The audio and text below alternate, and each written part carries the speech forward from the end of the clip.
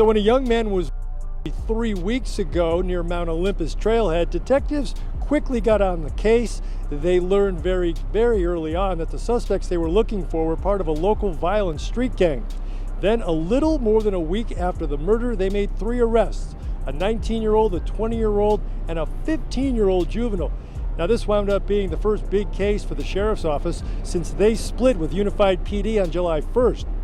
Sheriff Rivera, though, she says the Metro Gang Unit remains housed within the sheriff's office and that the experience of those detectives is invaluable, especially in cases like this. Brian, so the arrest for the crimes that took place here at the Mount Olympus Trail, where I'm currently at, happened to be on the same day that Salt Lake PD arrested another individual in connection to another gang-related incident that took place in a Glendale neighborhood. Now, just like I mentioned, both of these cases, while completely investigated by completely different departments, have both been labeled by officials as gang-related instances.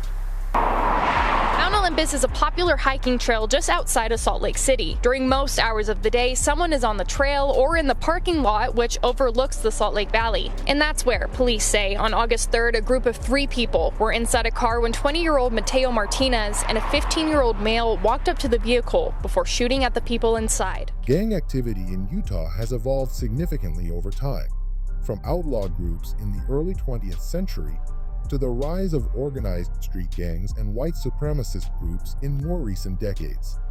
While gangs like Butch Cassidy's Wild Bunch once dominated headlines with train and bank robberies, the late 20th century saw the emergence of street gangs such as the Soldiers of Aryan Culture, the Tiny Oriental Posse, and the Titanic Crip Society.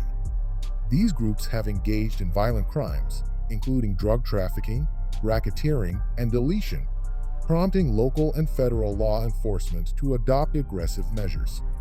Recent federal indictments and the application of racketeering laws reflect a strategic effort to dismantle these gangs and curtail their influence, while programs addressing youth involvement aim to prevent future gang affiliation.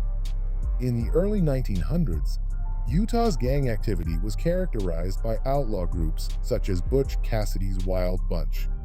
These gangs engaged in train and bank robberies, with notable incidents like the 1897 Pleasant Valley Coal Company payroll heist in Castlegate.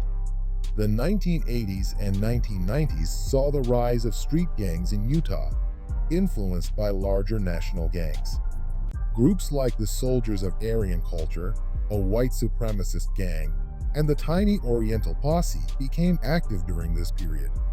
Violent incidents, including deletions, increased enforcement to adopt more aggressive strategies. In response to escalating gang violence, Utah law enforcement agencies intensified efforts to combat gang activity. The Utah Highway Patrol collaborated with local police departments and federal racketeer-influenced and corrupt organizations' laws were employed to prosecute gang leaders, leading to significant arrests and convictions. Gangs in Utah continue to evolve, with some groups expanding their influence and engaging in more sophisticated criminal activities. Law enforcement agencies adapted by forming specialized units and task forces to address the changing landscape of gang activity. In recent years, there has been a concerning rise in youth involvement in gangs, with recruitment starting at younger ages. Advocates and law enforcement emphasize the importance of community engagement and preventive measures to deter youth from joining gangs. Programs focusing on education, mentorship, and family support are being implemented to address the root causes of gang affiliation. 12 members of the Soldiers of Aryan Culture, a violent white supremacist gang, face a 13-count federal indictment under the Racketeer Influenced and Corrupt Organizations Act. Federal prosecutors aim to dismantle the gang's operations permanently by convicting and dispersing its members to federal prisons nationwide, effectively severing their communication and influence. The SAC is known for its extreme violence and criminal organization. Despite the 2002 demise of SAC leader Scott Biswell during a confrontation with police, the gang maintained its structure and continued its activities. Law enforcement has linked the group to numerous violent crimes, including a thwarted plot to target Jewish athletes with pipe bombs during the 2002 Winter Olympics.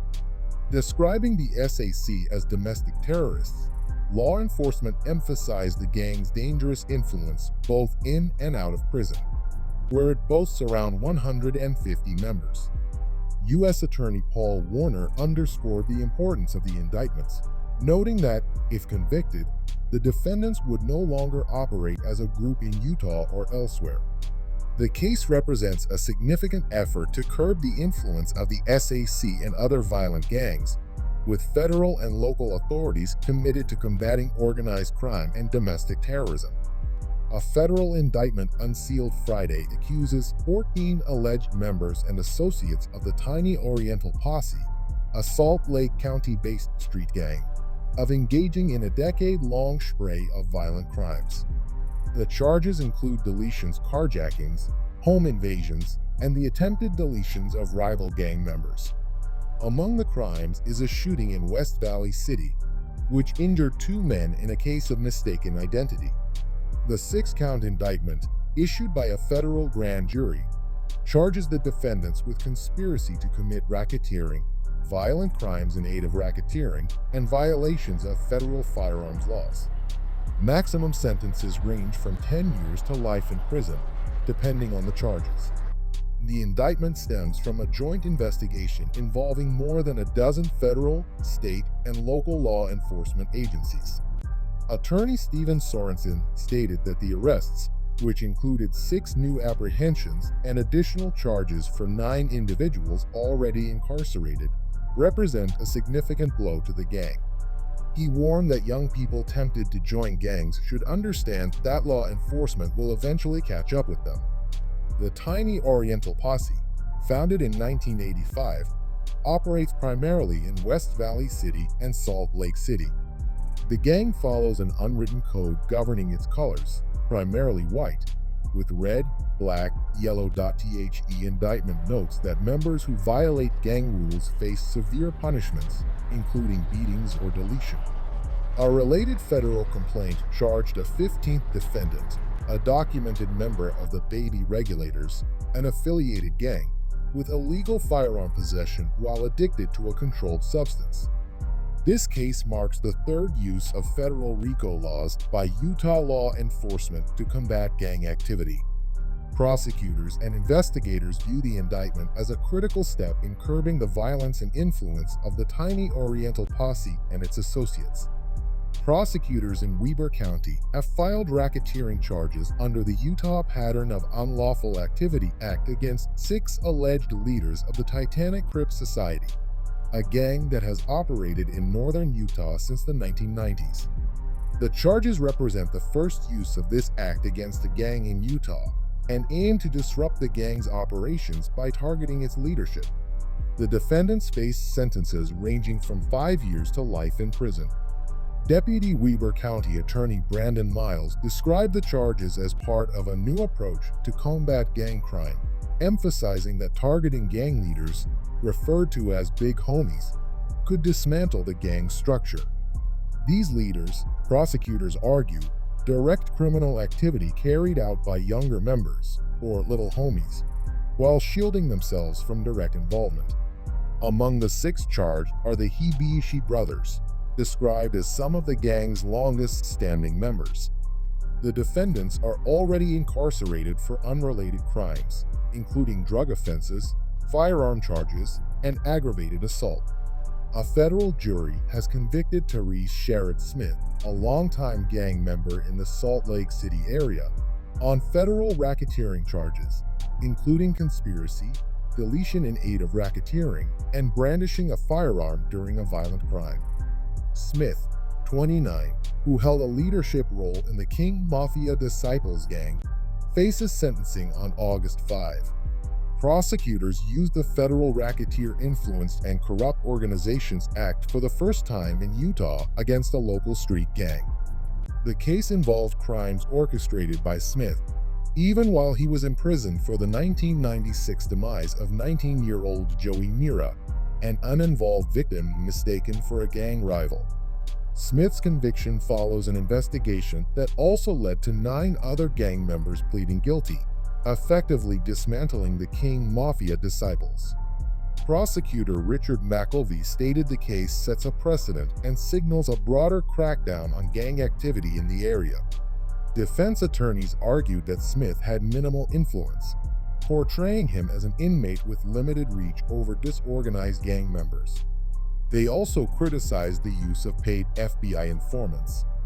However, prosecutors presented phone call transcripts and testimonies showing Smith continued to direct violent activities from prison, including ordering hits on non-compliant gang members. A major federal takedown of white supremacist gangs in Utah, with charges filed today against nearly 24 suspects. News specialist Lad Egan has seen the federal indictments and is joining us live with the very latest on this. Lad? Ashley, well, this afternoon, prosecutors announcing these drug and weapons charges against 21 documented white supremacist gang members and associates.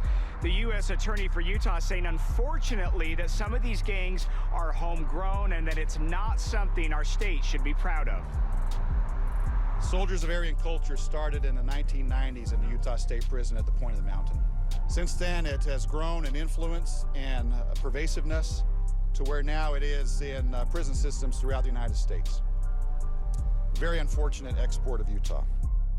In addition to the Soldiers of Aryan Culture that started in Utah, this coordinated investigation also went after 2 other white supremacist gangs, Silent Aryan Warriors and Noble Elect Thugs. 11 of the 21 defendants were just arrested on Wednesday. The rest were already in custody. They face federal charges in meth. Federal authorities have charged 21 individuals, including members and associates of white supremacist gangs such as Soldiers of Aryan Culture, Silent Aryan Warriors, and Noble Elect Thugs, with drug and firearms offenses in Utah. The indictments, unsealed in federal court, follow a 4-year organized crime drug enforcement task force investigation into the distribution of drugs and illegal firearms in the Salt Lake City, West Valley City, and Ogden areas. The investigation, which began in June 2019, was a joint effort involving multiple federal, state, and local agencies, including the ATF. Law enforcement targeted gang-related trafficking activities, ultimately recovering significant quantities of drugs and 15 firearms. Among the charges are drug distribution, possession of firearms by felons, and possession of firearms in connection with drug trafficking. Many of the defendants have extensive criminal histories, with federal prosecutors seeking enhanced sentences in some cases. The investigation utilized various intelligence-driven techniques to disrupt the gang's operations. The unsealed indictments represent a significant step in addressing organized crime and drug trafficking in Utah communities. The history of gang activity in Utah highlights a persistent challenge that continues to evolve.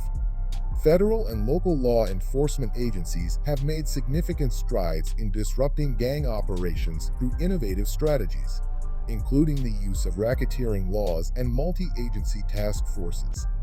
While these efforts have dealt significant blows to groups like the Soldiers of Aryan Culture and the Tiny Oriental Posse, the rise in youth involvement underscores the need for continued community engagement and preventative measures. By combining enforcement with education and mentorship programs, Utah aims to reduce the long-term impact of gangs and safeguard its communities for future generations.